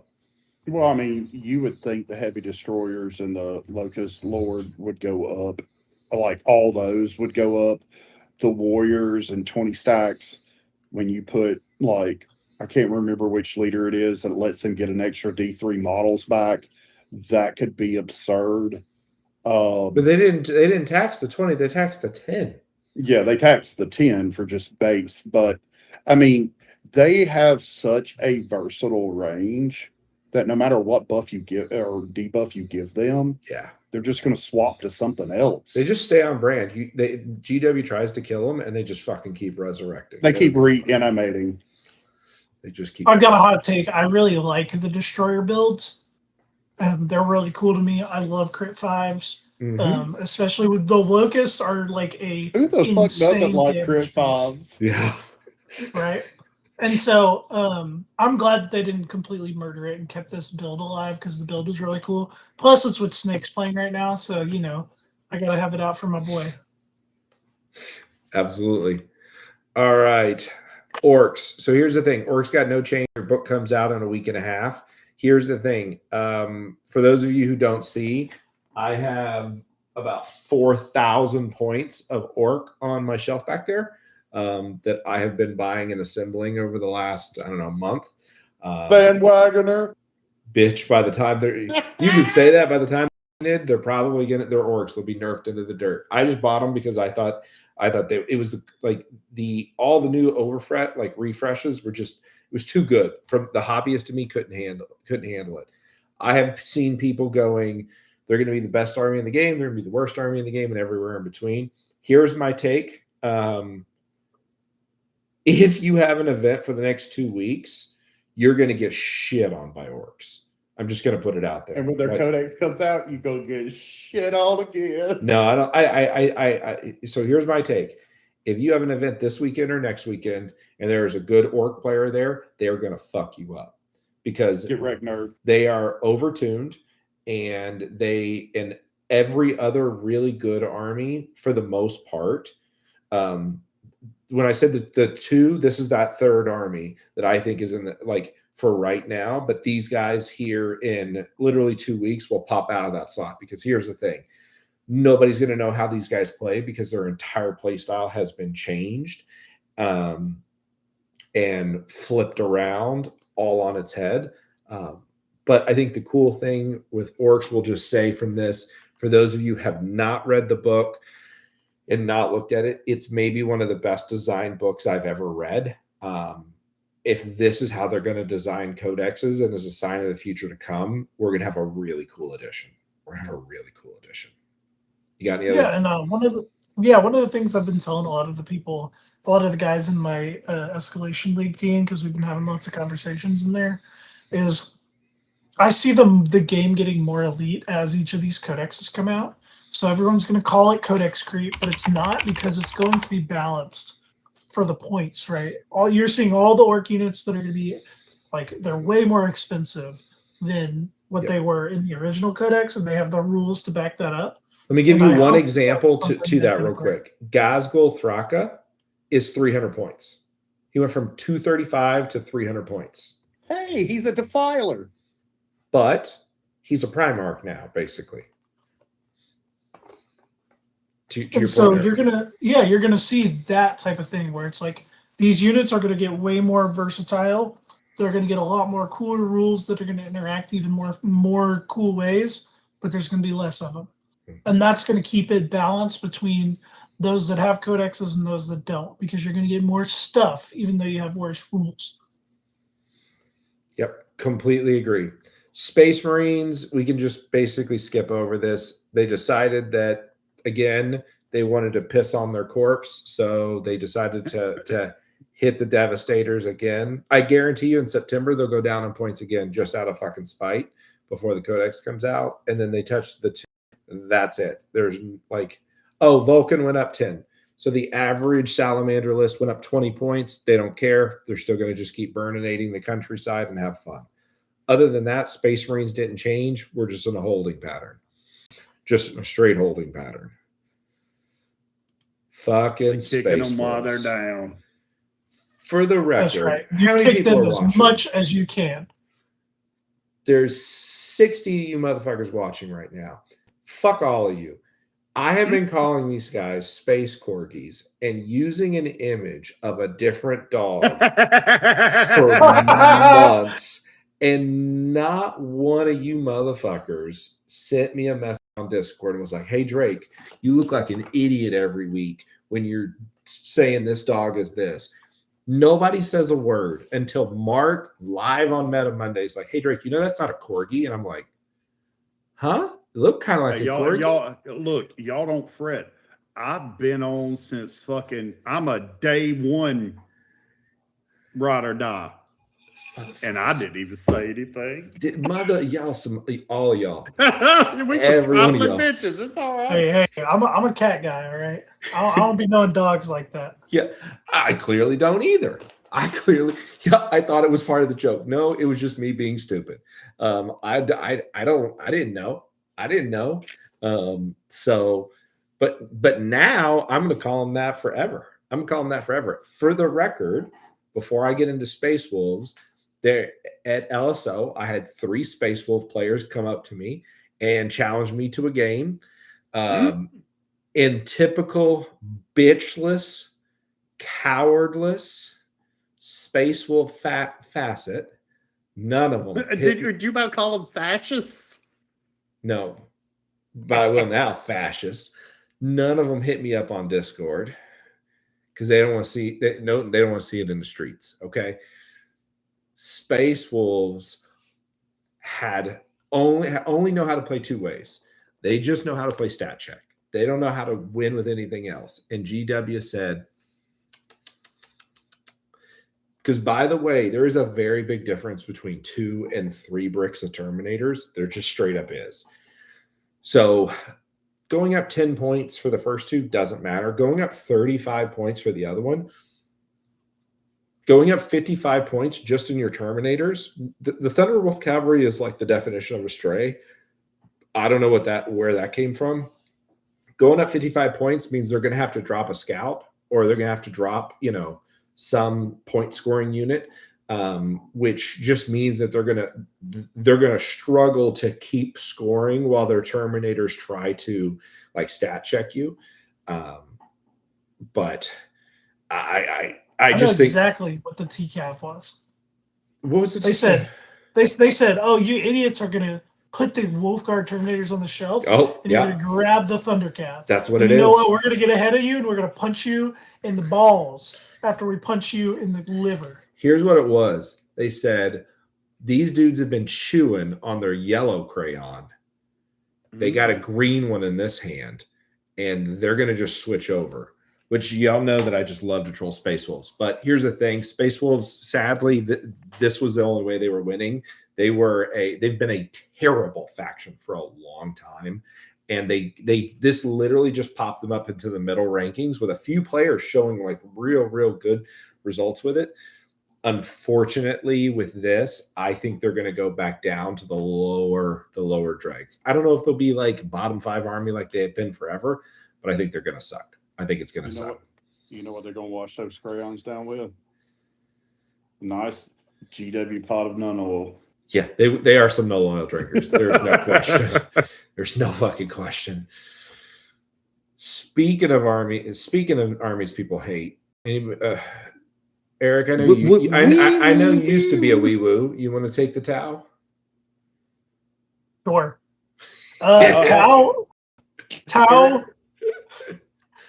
Tau took some pretty not needed, I would say well-deserved nerfs. The star size were way too cheap. They got some points. Everybody's favorite twins got some points. Just like the Defiler data sheet. Do you know what they started at? They started at 160. And now they're at 230. Just like the Defiler. Started at 250. Now it's at 310. All right, and then the Tiger Shark said, "Yeah, fuck you. Fuck flyers. Big ass Tiger Shark. Fuck you." All right, people were bringing it. They were like, "Yeah, we're not starting this shit again." No, I got back to the moon. I got a random fact. I own a Tiger Shark. Somebody gave one to me. How much you want for it? You want it? Yeah, I think I do. Let's talk. I legit have one that has like under my cabinet here. It has been sitting under there for 2 years. Eric when he swapped over to EC was like, "I'm no gay no more. I've been delivered." I got a funny story about Tau. Since this is a live stream and we don't got to keep the time short, I got a funny story about Tau. All right, go. Ladies and gentlemen, I have 4,000. No, that's like 6,000 points of Tau on my shelf, fully painted. That I've played in one singular event. Well, it's 3 small events at one. I took it to Adepticon last year. We played a 2v2 teams tournament, which is like 2 teams. Everyone brings 1,000 points, and you split off. You pair into two teams of 2,000 points with your 1,000-point half with one of your teammates. And one of the games, I was playing Montcaw. This was peak Montcaw. Of course, when you could scout everything, you could auto 6 things. And you had riptides, and I was playing, and we were deploying, and I said, "Hey, I can go there, and I can shoot that." There's a Forge Fiend and a Vindicator, and he was like, okay." And I was like, "Do you want to move it?" And he was like, "No." And so then he deployed his other thing, and I said, "Okay, I could go there, and I could point at that," pointing at his Forge Fiend. I was like, "Do you want to move it?" And he was like, "No." And so then on turn 1. I went there and I shot that. And I went there and I shot that. And I killed both of them on the top of one while they were in his deployment zone. And the guy crashed out. And I have yet to play Tau since. Only time I've ever made somebody walk away from the table at the bottom of turn 2. Listen, at Hey, LSO, Drake made somebody. I was going to walk say away I'm from not the going to table I'm not before going to he go even into it, fucking but I made started. somebody crash out and walk away from the table on turn 2 after I killed his entire brick off of his home and his Lehman Russ commander on turn. I killed him on turn 1. I was in his deployment zone. I killed his Lehman Russ commander and his like 25 man brick on turn 1, and he crashed out, set his dice down, and walked away from the table and told his friend to finish the game. So I've been there. Eric was that guy that before you knew him, he was the one painting the towel in the parking lot with the pink spray paint. Yep. Absolutely. Anyways, Tal got some minor points in places where they needed minor points. Yeah. Now on to Thousand Suns. Thousand Suns. I'm gonna give up. This is a hot take. I actually don't think Thousand Suns needed a nerf. I don't think that there is like. I don't think that they were that good. I think they were a fine army, but I do not think they were a scary army. Now they didn't just catch any big strays. Like it's 5 points here. Sorcerer got 5. Sorcerer and Terminator got 5. Infernal Master got 5. Exalted Sorcerer got 5. Defiler got 10. And then I will say the Grand Covenant enhancement, like that one probably should go up 10 points. Okay, totally cool. But I don't actually think they needed to catch any points. Like I don't think Thousand Suns are that great of an army. I don't think their damage is as good as people think it is or expect it to be. To me, like personally, I've just been very underwhelmed with them. I don't know if you guys feel differently. Dang, Gene, you hear that? Dang, Gene. Gene, close your ears, okay? Close It's your all ears, right. Gene. No, Thousand Suns are awful to play against. If you play Thousand Suns, go to hell, find a new army, put them up on mini swap on Reddit, please. Damn. Some scumlord will buy your army. This is sorry, I needed to lead with this. Excluding Gene, you're cool. Everyone else, you're a scumlord. You deserve every nerf that you get. Damn. You have a Defiler data sheet, which means your list went up 10 points. All your sorcerers to the moon. All your exalted sorcerers to the moon. Infernal Master to the moon. Thank you for ruining my LSO run. I hate you, Thousand Suns. Oh, that's where the salt's coming from. I was like, damn. Sincerely, the crybaby EC player. I was like, sincerely, the crybaby EC player. You're absolutely right. I was like, holy shit. Like, where's all this hate coming from? Okay. I got more hate for the Thousand Suns than I do for Custodes.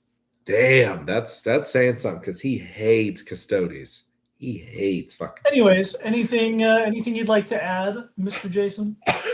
Or do you think I've summarized it enough? I mean, we said the last one that the sorcerers and all that would go up. It seems like GW was not done taking them to the carving table. Yeah. So y'all thought my Lord Exaltants were good for freaking 80 points. You should have seen those little fuckers running around with those Rubric Marines. Yep. I get it. You need to go have you a fishbowl margarita, it sounds like. Yeah. Hey, I need to take my ass to sleep after that one. I got my blood pressure up. All right. I got some pills. The bugs. So this is actually like I think this is kind of cool. So Exocrine, I think it is actually like a really good unit. Coming down 5 points, I think it's cool. It's fine. Like anytime I see like just like one green thing where something comes down 5 points, I'm like, okay, cool. That doesn't actually change how the army's going to perform at all. The Maleceptor coming down, I think that's great too. The Pyrovores, this was I wasn't familiar with this game, but then I had someone explain it to me. This was just a pure stat check that people were going, oh yeah, these things are actually retardedly tough, and you could get 3 for the price of 2 because of the cost, the stepper cost. And so all they did was fix that. They just fixed that so that you couldn't do that anymore. When you were getting multiple models, that's all they did here. I think that the Tyrannifex going down 10, okay, totally fine. The Tyrant Guard, I actually don't know why they made this go up 10. Like, that doesn't make any sense to me. Zone Thrope's going down 10. Cool, too. So I think all in all, I think Tyranids caught multiple buffs.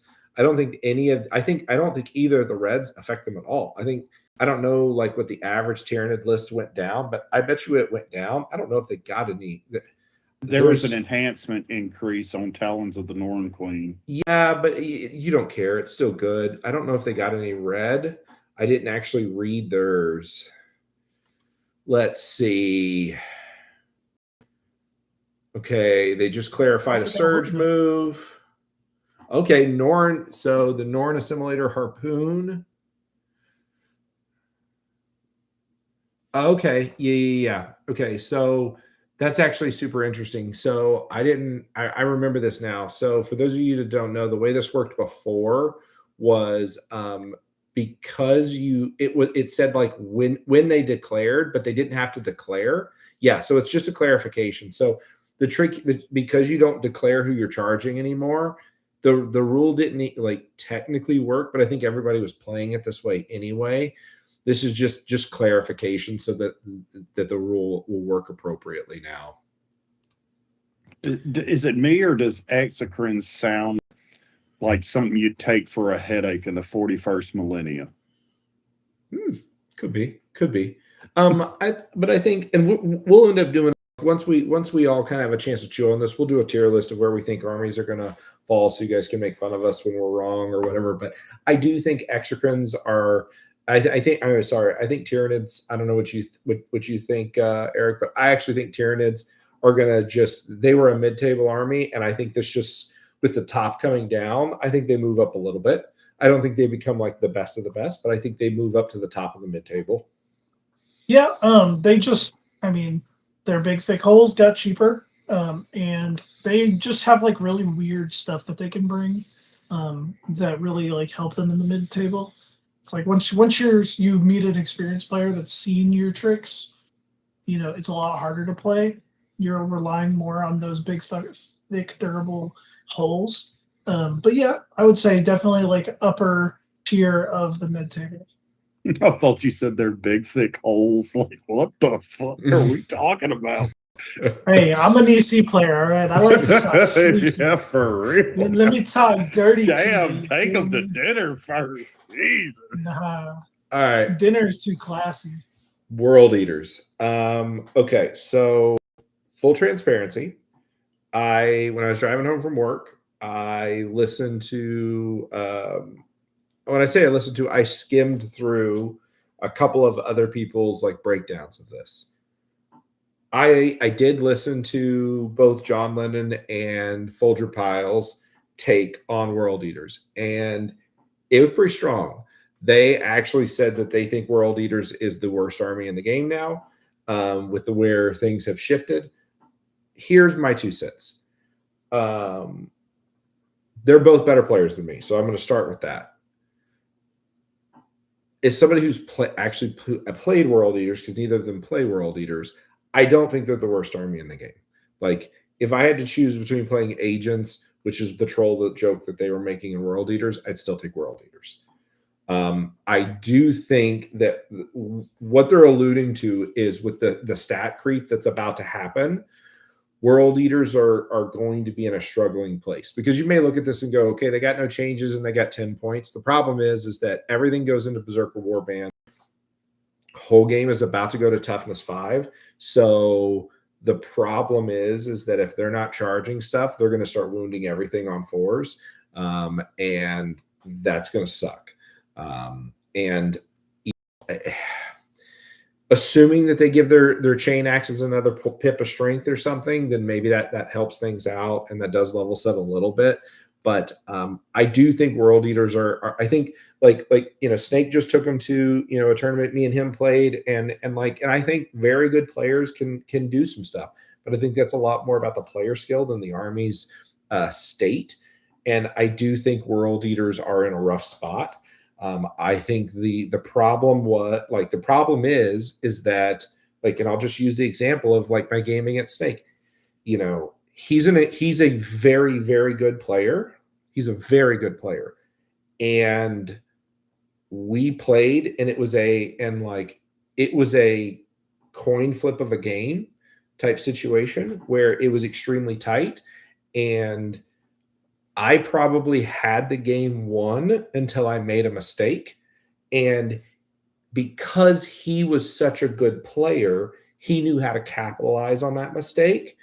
But honestly, even the mistake I made, if he wasn't as good of a player as he was, I probably still could have won the game because just of where the army is. But he was a good enough player. He knew how to capitalize on that. Not most World Eater players are going to be that disciplined and good. And you can just go, okay, cool. You're going to go this far, and then you can charge this far. Okay, cool. I'm going to pre-measure. I'm going to put something in front of you, and then I'm going to shoot you. And I don't know, man. I think they're in a rough spot. Here's my hot take. Like,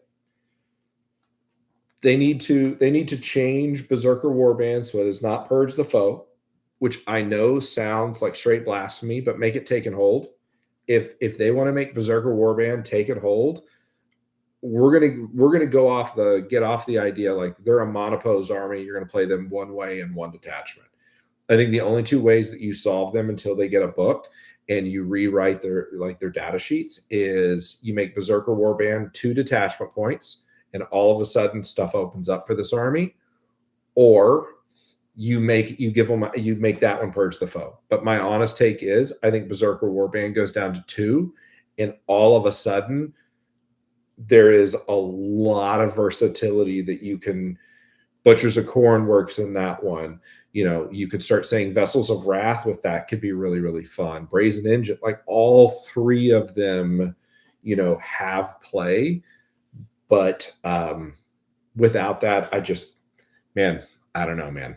I think unless you're an incredibly skilled player, you are going to struggle going above like 500 with this army at a tournament. When was the last time you've seen Berserkers in the green and back-to-back data slates? Yeah, well, that's kind of the state of the army. Oh, and by the way, they just doubled down, clarified in the rules that Karn will fucking kill you when you're in the car with him. He doesn't give a shit. Which is just insane. Hell yeah. He's so fucking bad. He's bouncing around that bitch with his I still think Karn is like one of the best data sheets in the game, by the way. I love Karn. But like it was like, oh, the way we interpret it is he should kill someone when he's in the car. And then they just clarified it. And this data set was like, no. He absolutely kills one. One just dies. I don't know if you guys feel differently than me, but that's my take on World Eaters. How about... It's unfortunate. How about when he rages in the car, the Rhino loses 2 inches of movement? I don't know. That's what they need. Another debuff. It's bouncing around too much. Another fucking debuff. like it, you want to play melee army? Okay, let me give you a real scenario. Khorne Berserkers versus boys. Okay, let me give you a real scenario. In the new codex, 20 boys is 200 points. 20 Khorne Berserkers is 320 points. Boys are 5 toughness. These are 4. Now they're going to go to 5. Okay, huzzah, great. But let's see. The boys we got the same amount of attacks. They're the same strength. They got the same AP. Ooh, this isn't looking really good, is it? Oh, but wait, the Berserkers have a shitty surge rule. Okay, what do the boys have? Lethal's on the goddamn charge. And they're 120 points cheaper. And by the way, most people are like, I don't like the boys as much now because of this, that, and the other. I'm just giving you an example of another 20-man melee brick that you can compare them to that is 120 points cheaper. Now, I understand that Berserkers on the charge and Berserker Warband will do more damage, but they're 120 points more expensive. Like, get wrecked, nerd. Yeah. You got any closing thoughts on World Eaters there, Eric? I mean, I think it's a mix of the 11th edition rule changes have made melee specifically disadvantaged, I think. No, it helped them in terms of like the new hidden mechanic, but the fact that I have to roll minimum of 3 before I have any modifiers is rough. And the only way that you're delivering that whole army is in melee. And they don't have any shooting options. I don't want to hear it about brazen engines and whatnot. That's some weird bullshit that people are doing that's not winning. And so it's like an old style of Warhammer, and the game has progressed since then. Mm-hmm. And it's unfortunate. And Forge Fiends, before anybody's like, what about Forge? Forge Fiends hitting on 5s you can literally eat my ass. Like that is going to do nothing. It's going to do nothing. So I don't know. Like I stand by until they get a book. The easiest way to balance this army, if you make Berserker Warband 2 points, all of a sudden some stuff opens up. And I think they go to the middle of the tier because they're going to be able to layer on enough buffs to make some stuff go. But until then, I just don't think they can do it. All right, Eric, what's your closing thoughts as we have now finished all of the armies? If anybody's got any questions or anything, fire them off because we're gonna be wrapping these up. So first off, selfishly, I'm extremely happy that I don't have to reconstruct my entire EC list. It was literally just moved around and I'm good. I was sad to see Dark Angels not go bye-bye, but given my team's event that I'm going to here in the next month, I'm really happy because they're on my team. I'm really excited for some of the Eldar buffs. I think they should have got more, but I'm okay with them slowly walking up the buffs. Eldar's kind of been it's been my mistress here recently. And so I'm going to be playing a lot of games with Eldar, testing a lot of stuff, trying out the new aspect host because I've been playing a lot of priority with Coterie. And so I'm really looking forward to that. I'm really happy that War Dog spam is back. And fuck Death Guard, fuck Thousand Suns, fuck World Eaters. EC is the best Legion. Yeah, that's all I got. All right, Jason, any final salt bays? In my opinion, this was a meh data slate. Some armies did get the help they needed. Some armies that needed the bad touch didn't get it. I hope in the third one they actually do make positive changes to the armies that need it, and they make changes to armies to really bring them down. Because if this is the last of the monthly data slates, We got one more. We've got to wait until December for the next one, and they don't do anything, it's going to be real bad for some armies, and it's going to be real insufferable for people to play against some armies. Like, I hope this next data slate, they really take a hard look over this next month and go to the workshop and say, hey, whoever we hired to do this shit, we've got to fix something to make everything feel viable.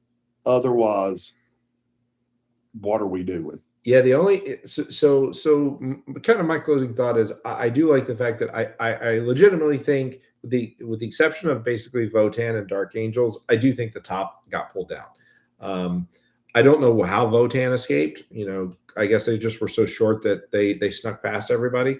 Dark Angels, I think they gave them a pass because they said the Space Marine Codex is coming out, but that feels like a cop-out because we're going to have another data slate before that comes out. So I'm actually, that's the one that I'm the most surprised by, and this is as a dude who plays Dark Angels and enjoys them.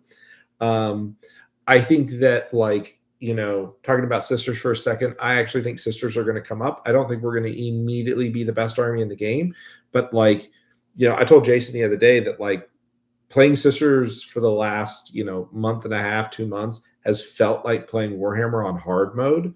It has felt difficult. I think that there's some spice now with the Insidiants, and I think Miracle Dice economy changing potentially makes that a little easier. But my thing is, I actually think the game will be pretty balanced, with the exception of I do think that Dark Angels, Orcs, for a very short time, and Votan are going to be the top armies after Orcs pops off. I'm very curious to see if Chaos Demons still can reign up there at the top. I think they're very good. I think Astra Militarum is going to skyrocket up. For no other reason than they had huge faction abandonment, and all those Crayon Eaters are going to see their tanks, and they're going to just come running back to their armies. But I gotta say that I think the game is going to be in a relatively balanced place. Now, where I will agree with Mr. Salt Bay is what does make me just a smidge nervous is when they said October. What we just don't know yet is if it's like the first week of October and the September data slate is going to be the same. It's going to come out on like the 25th of September. That's totally fine, because then all those armies will get touched then. But if it's a situation where the Space Marine Codex doesn't come out until like Halloween, the thought of having, like, I'll just be honest, the thought of Dark Angels being this strong for the next 2 months just seems a little silly, and Black Templars just continuing to be, the unwanted stepchild also seems a little silly. So I don't know. So we'll just have to wait and see. But hopefully this has been fun for you guys. We tried to walk through all the armies for y'all. We will, once we kind of have some chance to digest and cook on some lists, we'll try to crank out a fun tier list for you guys, so that you can know where we think the armies are next week, and where they're going to sit. But I appreciate you guys. Remember, we do have the Combat Patrol. So if you haven't, find one of the videos, comment the words Combat Patrol, and make sure you're subscribed to the channel for a chance to win your Combat Patrol. Giveaway ends next week, so make sure you get it in. Any closing thoughts, Jason? Fuck GW. And that's why they will never, ever put me on their preferred program. Thank you, Jason. Eric? You're welcome. Okay. Make sure, I know we've got a couple events on the horizon. We just finished up our Escalation League. Mm-hmm. So if you guys are interested, I think we're doing 2,000 or potentially teams next. We don't know. But there is going to be some more leagues coming in the near future. So keep an eye on that. But for the time being, use the Looking for Game channel. Get you guys some games in. Play against some armies you never played against. And please, for the love of God, stop stat checking. Yeah. And stop tagging me, because I can't do anything anymore. I will tell you. So the two things that are coming is the TOs are actually going to be running a teams event, and they've asked the Grimdark channel to put a team together. So I'll be asking the members first, and then I'll ask everybody if they're interested. It'll be an online tournament for seeing, what the interest is in fielding like a team. And then our next tournament, to continue the league that we started in the Escalation League, will be a 2,000 point game. What we'll probably do is what I'm going to call like soft coaching. So some players don't need any coaching at all, and they're going to just be rocking and rolling. What I'm going to call soft coaching is like I'll pick Eric as an example. I know Eric or myself will never have any issue if you're like, hey, will you help me construct my list for this? Because we just love that part of the hobby, and so we'd be happy to help you like build your list out. So the next one we'll probably be starting in middle to late September. Will be a 2,000 like point, and we're gonna have a bunch of prizes for that league, because it'll be an actual like normal like tournament, so you'll get to experience what a normal tournament is like. But that's all I got, guys. And thank you again, Jason, for trying your absolute damnedest, as someone as Black put in the comments, to get us demonetized or blocked by GW. I appreciate you. Brother, I will not get us demonetized. Flirt the line. I flirt the line. On that note, this guy's never flirted a day in his life. Yeah, bitch, I'm married. Yeah. You probably just walked up and went, "Hey, you want to get married?" And she, hey, baby, want to wrestle? Yeah, exactly. On that note, I don't need that image in my head. Yeah, I don't either. Yeah, you do. we're going to go to sleep. I hope you guys have enjoyed. We'll see you in the next one, y'all. Later.